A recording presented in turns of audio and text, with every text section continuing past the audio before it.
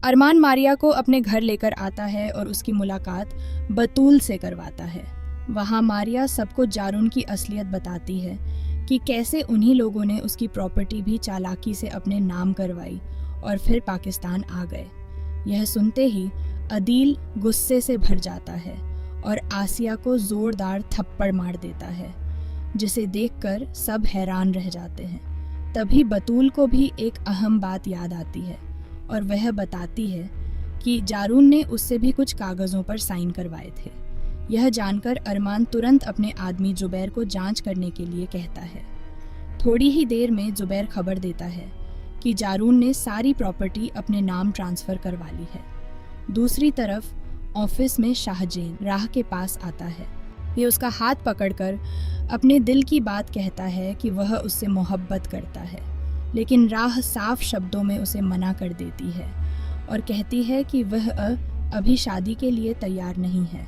उधर जब अरमान को जुबैर से पता चलता है कि जारून और वसीम अदील अंकल की सारी प्रॉपर्टी कैश करवा चुके हैं और आज ही देश छोड़कर भागने वाले हैं, तो वह आग बबूला हो जाता है।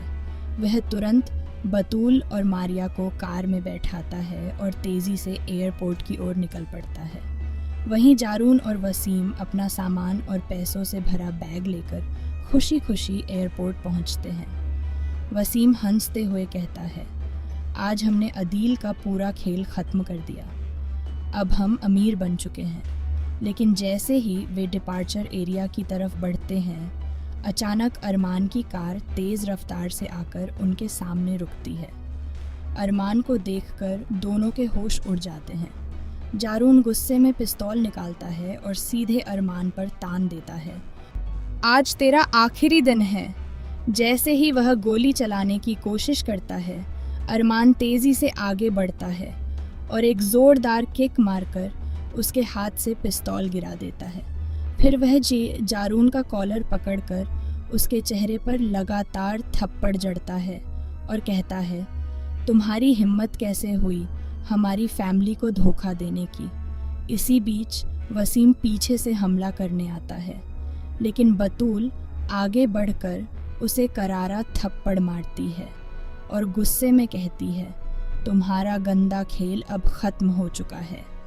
मारिया भी जारून को लताड़ते हुए कहती है, तुमने 2 मासूम लड़कियों की ज़िंदगी बर्बाद कर दी। अब तुम्हें इसका अंजाम भुगतना होगा। तभी पुलिस इंस्पेक्टर अपनी टीम के साथ वहां पहुंच जाता है, क्योंकि अरमान पहले ही उन्हें खबर कर चुका होता है। पुलिस तुरंत जारून और वसीम को गिरफ्तार कर लेती है।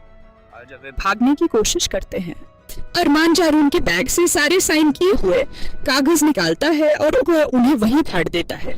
पुलिस दोनों धोखेबाजों को अपनी गाड़ी में डालकर थाने ले जाती है, जहां उन्हें 14 साल की सजा सुनाई जाती है। इसके बाद अरमान, बतूल और मारिया को लेकर अदील अंकल के घर वापस पहुंचता है और उन्हें गिरफ्तारी की खुशखबरी देता है।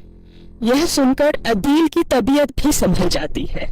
बतूल रोते हुए कहती है कि वह जल्द ही जारून से खुला लेकर अपनी नई जिंदगी शुरू करेगी।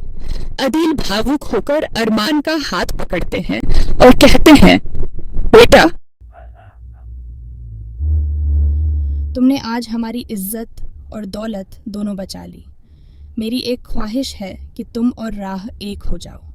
राह अरमान की तरफ देखती है और दोनों मुस्कुराते हुए हामी भर देते हैं। अगले ही दिन घर में मौलवी साहब को बुलाकर अरमान और राह का धूमधाम से निकाह करवा दिया जाता है।